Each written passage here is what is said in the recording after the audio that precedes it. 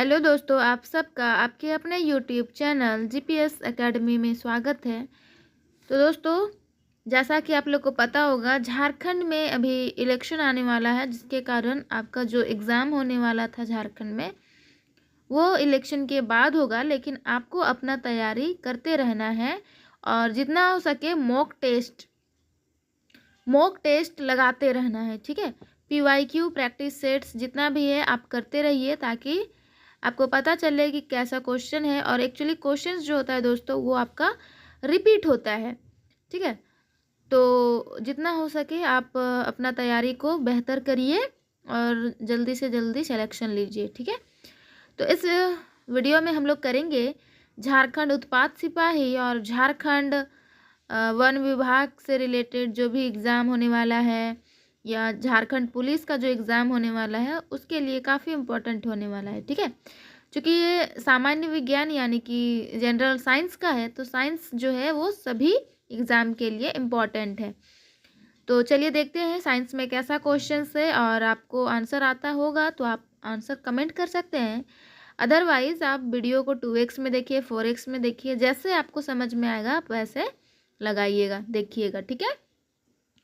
तो चलिए हम लोग स्टार्ट करते हैं। और क्वेश्चन नंबर 91 मतलब यानी कि पहला क्वेश्चन है, वेंटिकुलर डैश के दौरान धमनी के अंदर के रक्त के दबाव को सिस्टोलिक दबाव कहते हैं। संकुचन, विश्राम, विस्तार या विभाजन। 4 ऑप्शंस आपके बीच दिए हुए हैं, इसी में से कोई ना कोई आंसर है, तो आपको करेक्ट आंसर चूज करना है, ठीक है। तो इसका जो करेक्ट आंसर हो जाएगा वो हो जाएगा संकुचन, ठीक है। वेंट्रिकुलर संकुचन के दौरान ये हो जाएगा। अगला क्वेश्चन है क्वेश्चन नंबर 2। क्या कह रहा है देखिए, आपसे पूछा जा रहा है इको फ्रेंडली गतिविधि का मतलब है आर्थिक रूप से अनुकूल, पारिस्थितिकी के अनुकूल, आस्थनिक रूप से अनुकूल या भावनात्मक रूप से अनुकूल। तो इसका जो करेक्ट आंसर हो जाएगा वो हो जाएगा बी, पारिस्थितिकी के अनुकूल को कहा जाता है इको फ्रेंडली, ठीक है। अगला क्वेश्चन है, अगला क्वेश्चन पूछा जा रहा है, इनमें से कौन सा सौर हीटिंग उपकरण नहीं है। सौर हीटिंग उपकरण नहीं है सौर कुकर, सौर वाटर हीटर, सौर भट्ठी या सौर टब। तो इसका जो करेक्ट आंसर हो जाएगा दोस्तों वो हो जाएगा डी, सौर टब, ठीक है। ये जो है ये वाटर मतलब सौर हीटिंग उपकरण नहीं है। चलिए नेक्स्ट क्वेश्चन है, अगला क्वेश्चन क्या है आपसे पूछा जा रहा है इसमें, जब प्रकाश तरंग एक माध्यम से दूसरे माध्यम तक गुजरती है उसे डैश कहा जाता है। दोस्तों इसको कहा जाता है अपवर्तन। क्या कहते हैं इसको? इस प्रक्रिया को अपवर्तन कहा जाता है। नेक्स्ट क्वेश्चन है, डैश एक फूल का पुरुष प्रजनन अंग है, पिस्टिल, कार्पल, स्टामेन या फिर सेपल। तो इसका जो करेक्ट आंसर हो जाएगा वो हो जाएगा सी, स्टामेन, ठीक है। स्टामेन जो है दोस्तों ये आपका मेल प्रजनन अंग होता है फूलों में, ठीक है, फ्लावर्स में। अगला है, ज्वालामुखी विस्फोट से सबसे प्रचुर मात्रा में डैश गैस प्राप्त होती है।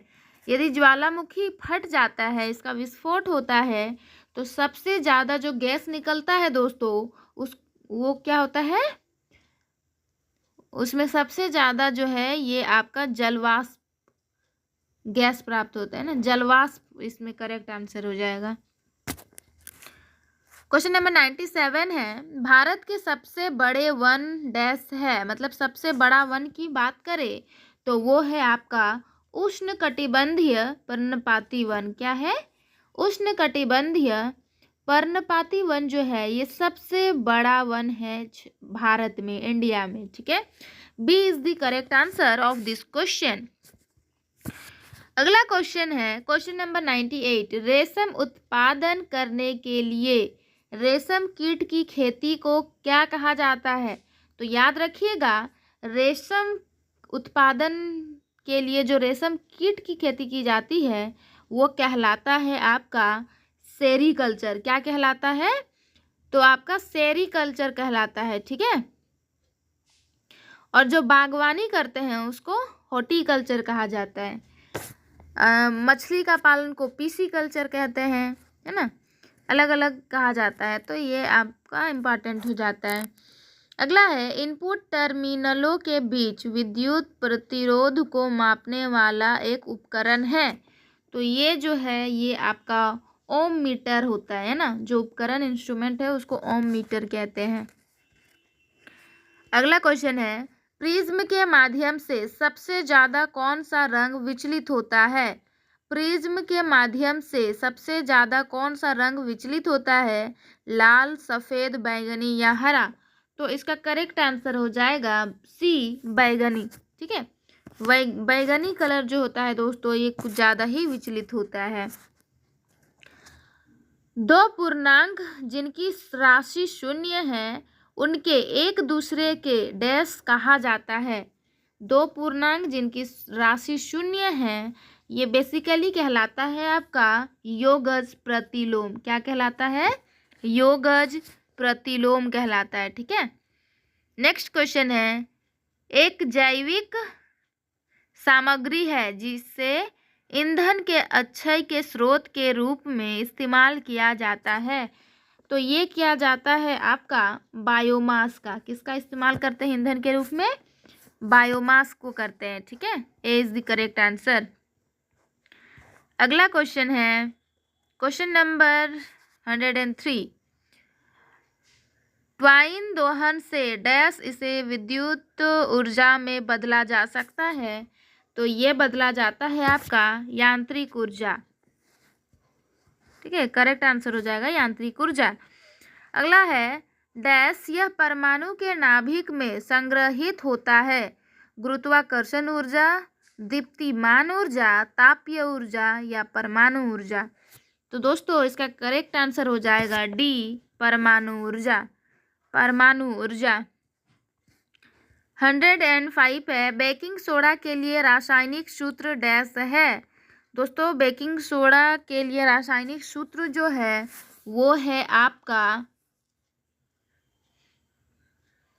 NaHCO3, NaHCO3 याद रखिएगा, ये बेकिंग सोडा का रासायनिक यानी कि केमिकल फॉर्मूला है।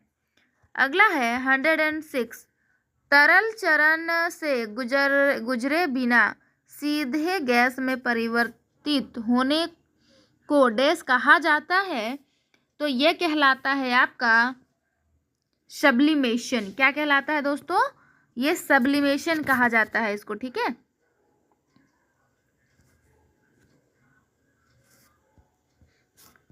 अगला एक उष्णकटिबंधीय चक्रवात जो उष्णकटिबंधीय क्षेत्रों में गर्म पानी के ऊपर होता है इसे डैश कहते हैं। तो ये कहलाता है आपका तूफान। सही हो जाएगा सी, तूफान। अगला है 108 में शून्य प्रतिरोध के साथ विद्युत चालू करने की योग्यता को डैश कहा जाता है।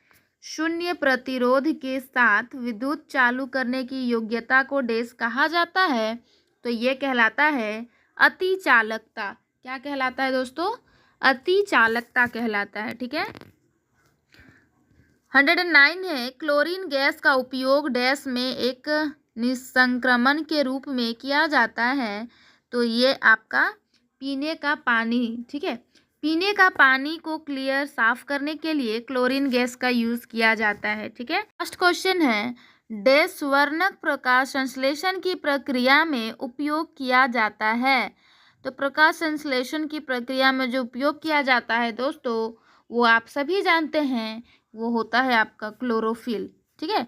क्लोरोफिल के हेल्प से ही पेड़ पौधे अपना फोटोसिंथेसिस करके खाना बनाते हैं, ठीक है। तो जो भी चैनल में नए होंगे चैनल को सब्सक्राइब कर दीजिएगा और अपने दोस्तों के साथ शेयर कर दीजिएगा। धन्यवाद।